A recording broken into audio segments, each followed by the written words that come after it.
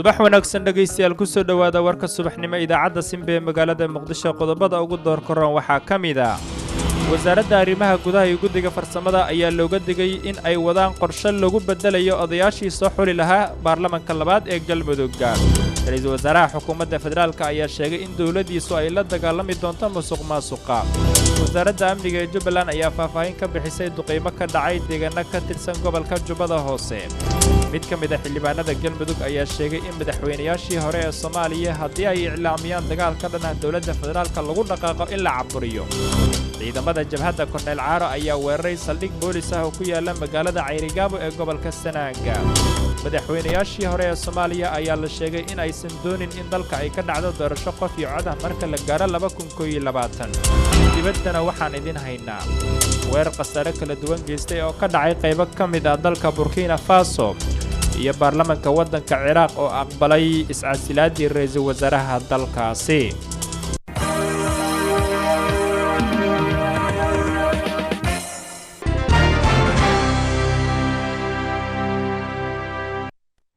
ismaqal wanaagsan subax wanaagsan intaad maqasheen waxay ahaayeen qodobadii wararkeena subaxnimo ugu door korona.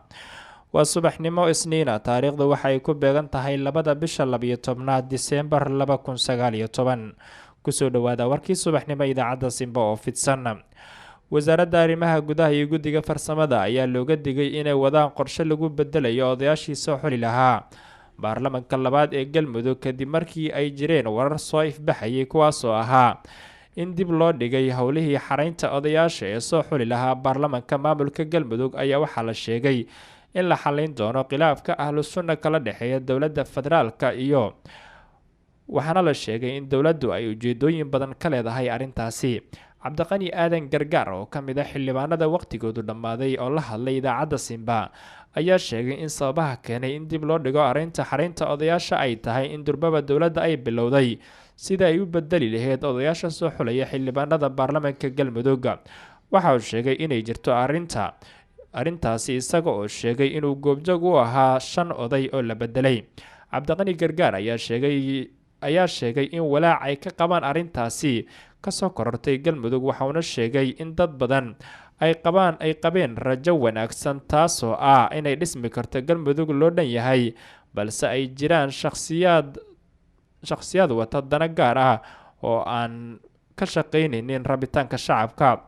waxa uu tilmaamay in cawaaqib xun ay ka dhalanayso in la kala bedelo odayaashii dhaqanka ayna ka digayaan arrintaasi.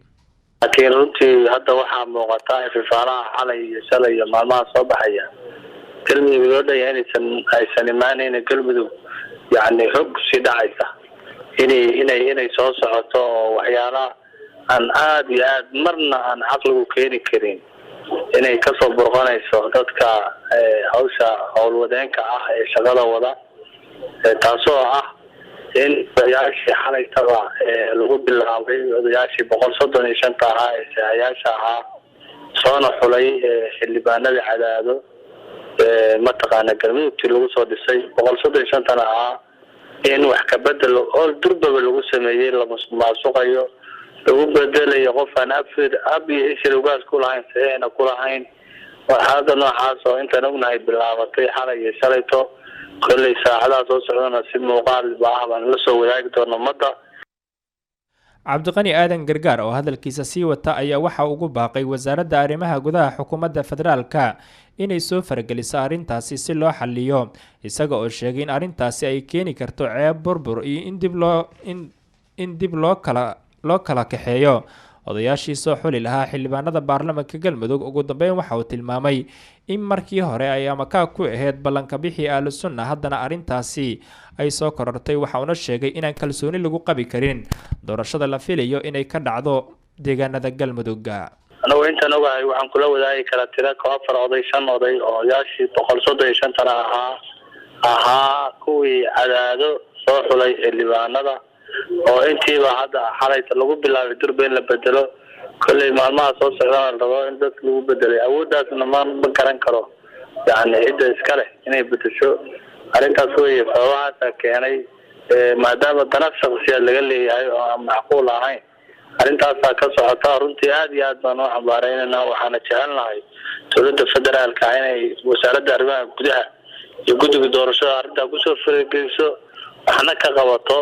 waayo waxay dhacaysaa ceeb adag, waxay dhacaysaa burbur, waxay dhacaysaa wax isticmaal darro, waxay dhacaysaa wixii la isku keenay in dib loo kala kaxeeyo, in ummadii madaxa la isku geliyo istagaasho iyo heshiiska la sunay dowladdu muddo ku kala baxda meesha ka taagan caqabado badan.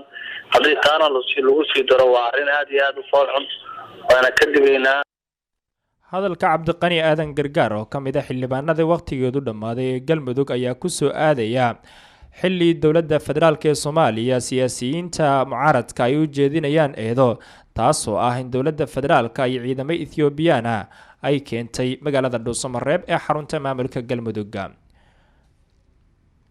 ciidamada jabhadda korneyl caaro ayaa weeraray saldhig boolis ah oo ku yaala magaalada Ceyrigaabo ee gobolka Sanaaga.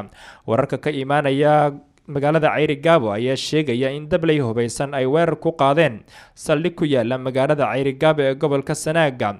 dablaydan ayaa weerartay ciidamo boolis oo ku sugnaa saldhig ku yaala magaalada Ceyrigaabo, waxaana la sheegay in jabhadda korneyl caaro ay khasaare gaarsiiyeen ciidamada booliska halkaasi ku sugnaa. jabhadda ayaa la sheegay in markii hore ay weerar soo qaadeen oo ciidamada boolisku ay ku guuldareysteen in ay soo qabtaan jabhaddaasi. jabhadda korneyl caaro ayaa ka mid ah jabhadaha ka curtay deegaanada Somaliland kuwa oo ku dhawaaqay in ay yihiin xaq u dirir. ra-iisul wasaaraha xukuumadda federaalk ee Soomaaliya ayaa sheegay in dowladdiisu ay la dagaalami doonto musuqmaasuqa. cabdifataax muumin ilka casi ayaa dheereynaya. ra-iisul wasaaraha xukuumadda federaalk Soomaaliya Xasan Cali Kheyre ayaa waxa uu sheegay in xukuumaddiisa ay dagaal adag ay ula jirto sidii ay ula dagaalami lahayd musuqmaasuqa. Kheyre ayaa sheegay in dhammaan bulshada Soomaaliyeed iyo weliba dhalinyarada looga baahan yahay inay ka qayb qaataan sidii loo ciribtiri lahaa musuqmaasuqa, isagoona tilmaamay in muhiimad gaar ay xukuumaddiisu ay siin doonto sidii ay ula dagaalami lahayd musuqmaasuqa. waxa uu Kheyre uu sharaxayaa haddii musuqmaasuq ay ka jiraan xafiisyada dowladda aysan jiri karin cadaalad iyo weliba ammaan, isagoona sheegay in muhiim gaar ay u tahay xukuumaddiisa iyo dhammaan hay-adaha dowladaba iyo weliba madaxda ugu sareysa dalka ugu horeeyo madaxweynaha in ay si wadajir ay ula shaqeyn doonaan sidii ay ula dagaalami lahaayeen musuqmaasuqa oo inta badan hareeyay xafiisyada dowladda oo iyagu lagu eedeeyo in ay ku tagrifalaan hantida qaranka. ka hadashaan sida musuqmaasuqu uu xun yahay, waa tiirka labaad ee dooda kulankani uu ku dhisan yahay, ama shirweynahan qaran ee la isugu yimid uu ku dhisan yahay. isaguna waxaan aaminsanahay inuu yahay tiirka labaad oo aasaas u ah in la xoojiyo dowladnimada Soomaaliyeed. sababtoo ah inta musuqmaasuq uu dalka ka jiro cadaalad jiri mayso, inta musuqmaasuq uu ka jiro kala dambeyn jiri mayso, inta musuqmaasuq uu ka jiro dowlad xoog leh ma dhalan karto, inta musuqmaasuq uu ka jirana way adkaanaysaa inaan ka adkaano argagixisada lafteeda. in qodobkiina labaad dhalinyarada Soomaaliyeed haddii aad tihiin aad ka dhigataan marka in lala dagaalamo musuqmaasuqa, iyadana waxaan aaminsanahay inay muujinayso inaad u soo jeesatiin inaad ka dhabaysaan lahaanshaha aad leedihiin dalka. hadalkan uu ra-iisul wasaaraha xukuumadda federaalk Soomaaliya Xasan Cali Kheyre uu ka soo yeeray ayaa waxa uu ka horjeediyay boqolaal dhalinyaro ah kuwa oo shalay ugu qaybgalayay Muqdisho shirweynaha qaran ee dhalinyarada Soomaaliyeed, isla markaana uu shalay u daafuray Xasan Cali Kheyre. xukuumadda uu hogaamiyo ra-iisul wasaaraha ayaa dadaal iyo xoogba ugu jirta in ay soo afjarto musuqmaasuqa inta badan hareeyay xafiisyada dowladda, walow la sheegayo in xafiiskiisuba qayb ka yahay dadka ku dhaqma musuqmaasuqa. wasaaradda amniga Jubbaland ayaa faahfaahin ka bixisay duqeymo ka dhacay deegaano ka tirsan gobolka Jubbada Hoose. xilli muddooyinkii ugu dambeeyay ciidamada Jubbaland ay howlgallo ka sameeyeen deegaano ka tirsan gobolka Jubbada Hoose ayaa wasaaradda amniga waxa ay faahfaahin ka bixiyeen howlgallo maalmihii lasoo dhaafay ka dhacay deegaanadaasi. afhayeenka wasaaradda amniga maamulka Jubbaland Cabdinuur oo la hadlay warbaahinta ayaa waxa uu sheegay in ciidamada ammaanka ee Jubbaland ay maalmihii la soo dhaafay howlgallo lagu xaqiijinayo amniga ay ka sameeyeen deegaano ka tirsan gobolka Jubbada Hoose. Waxa uu sheegay in la bartilmaameedsaday saldhigyo dhowr ah oo al-shabaab ay ku leeyihiin deegaanadaasi, isagoo sheegay in ciidamadu ay gaareen guulo la taaban karo. dowladka Jubbaland deegaano kamid ayaa maalmaha waxaa ka socday howlgallo sida degmada Jilib oo shalay duqeymo xoogan ay ka dhaceen, duqeymada oo lagu baacsanayay kooxaha sharwadayaasha ah mas'uuliyiintooda qaar kamid ah. alxamdulillah halka waxaa ka dhacay duqeyn aad iyo aad heerkeed u sareeyay, halkii loogu talagalayna ku dhacday kooxihii sharwadayaasha ahaa marka ayada loogu talagalay in halka lagu khaarijiyo halka ay ku baxeen, waxaana laga soo sheegay halka inay guuro ka soo gaareen. alxamdulillah say warbixinta nagu soo gaarayso sargaal ka tirsan saraakiisha al-shabaab oo madaxda ugu soo sarreyso ayuu ahaa dhiigii shacabka Soomaaliyeed dhiigiisa cabay ee baneystay ee xasuuqay buu ahaa. alxamdulillah waana lala haleelay gantaalkii loogu talagalay. inta saxda ah oo aan ka heleyno deegaanka ciddii loogu talagalay ayaa ku baxday halka ay ahayd iyo gaarigii ay wateen, cid kale wax ku noqotay malaha.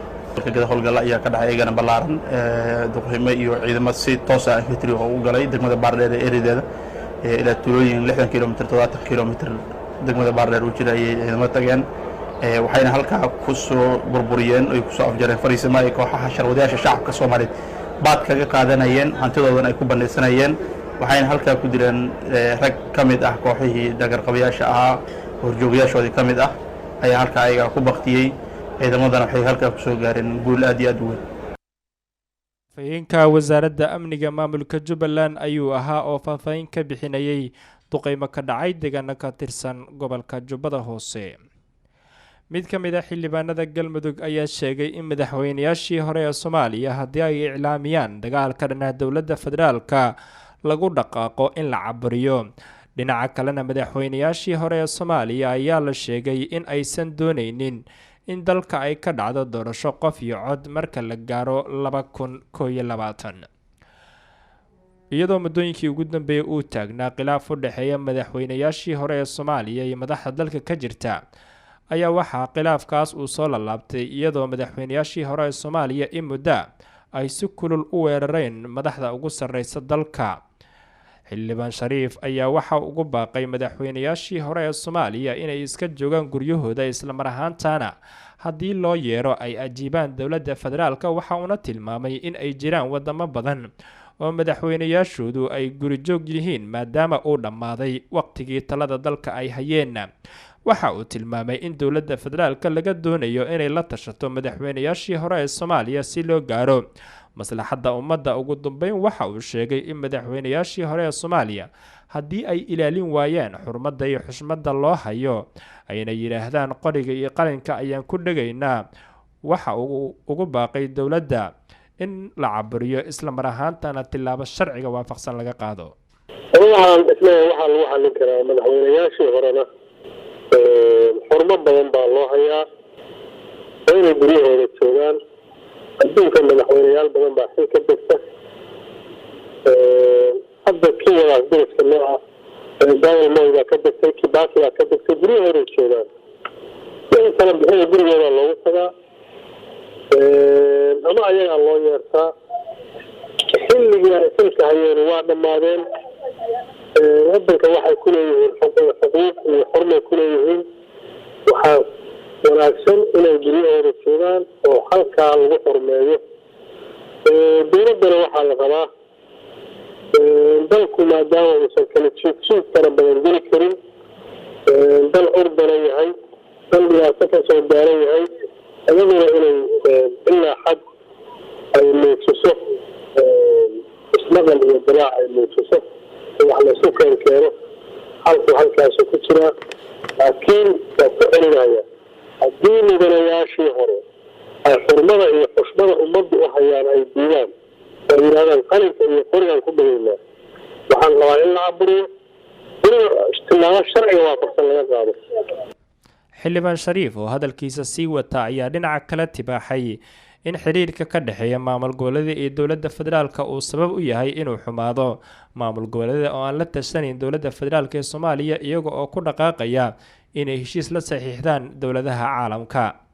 maamul goboleedyada iyo dowladda iskaga soo horjeedaan waxaa iska soo horjeeda wadankii la oran jiray ama xisbigii fikirada maamul goboleedyo uu dalka ka sameeyey oo afkaar aan Soomaali lahayn loo dhisay oo ah in dalka la kala jarjaro dalka la kala gooyo uusan madax u ahayn shan madaxweyne oo siman oo shirar dowladaha dariska wadatadiisa oo dhammaantood dastuur iyo xuduud sharci ay ku leeyihiin aysan jirin nidaam loogu talagalay oo sidaas oo Soomaaliya in lagu dhaawaco ayaa Soomaaliya lagu aasaasay federaalkeeda. Soomaalida cusub iyo mixiga cusub iyo nabadda cusub waxay rabtaa Soomaali central adag oo government ah iyo maamul goboleedyo hoos yimaada dowladda dhexe oo u hoggaansama sida la wadaagto waa federaal wanaagsan koonfur galbeed waa federaal wanaagsan galmudug waxaa ka jira federaal wanaagsan hore iyo dad badan ayaga ayaa rabin doorasho xor inay wadanka ka dhacdo ayaga rabin doorasho waqtigeeda inay ka dhacdo sababta ay haddii ay rabaan inay ka dhacdo waxay la shaqayn lahaayeen dowladda dhexe. hadalka xildhibaan Shariif oo ka mid ah xildhibaanada Galmudug ayaa ku soo aadaya xilli asbuucyo ka hor ay kulmeen madaxweynaha Jamhuuriyadda Federaalk ee Soomaaliya qaar ka mid ah xisbiyada dalka iyagoo ka hadlay ilaa 6 qodob oo ay ka mid tahay doorasho qof iyo cod inay ka dhici karto dalka iyo sidoo kale xiriirka ka dhaxeeya maamul goboleedyada iyagoo xisbiyada dalka ay dowladda uga digeen faragelinta ay ku hayaan gobolada dalka. guud ahaan dhageystayaal warkii subaxnimo aad kala socoteen idaacadda Simbe ee magaalada Muqdisho inta ayuu ku dhan yahay cidii uu seego waxay dib kaga heli karaan simbanews.net waxaana idin waramayay anigoo Cabdi Sattar Xaaji Cali.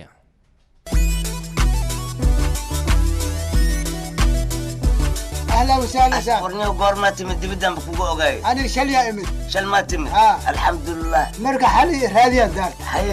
وحنا مغلا سيمبا وبرجع سيمبا ده محبن اليوم إذا عدبوا سيمبا عليرا مقعد سيمبا اللي وحوي ساعة كذا ولا كساوينك ساسا سيمبا ناكوجا راديو سيمبا وإذا عد إسلام كي ومدى صدح حيسو وجدد قودي أبارتي كشق سنة وأستانا بضيت راديو سيمبا أنبقات كهوشة برشادة يواديكتا وأصلاح قرميض وأخبارات كأدون كي آدوسو تبسايو إده دي تبيني سيو إيبك سوقية يلا نوع البيش الرحضايو وشيكتا انت موك بغاشي alla baqaarkiyo maqaasiin afka jooga alaabtii ay ku daaday idhahday baahinaysa irdaha loogu furaayay radio Simba ogaada radio Simba ima qashi ima dadaaliyo ogeysiis ima dadaaliyo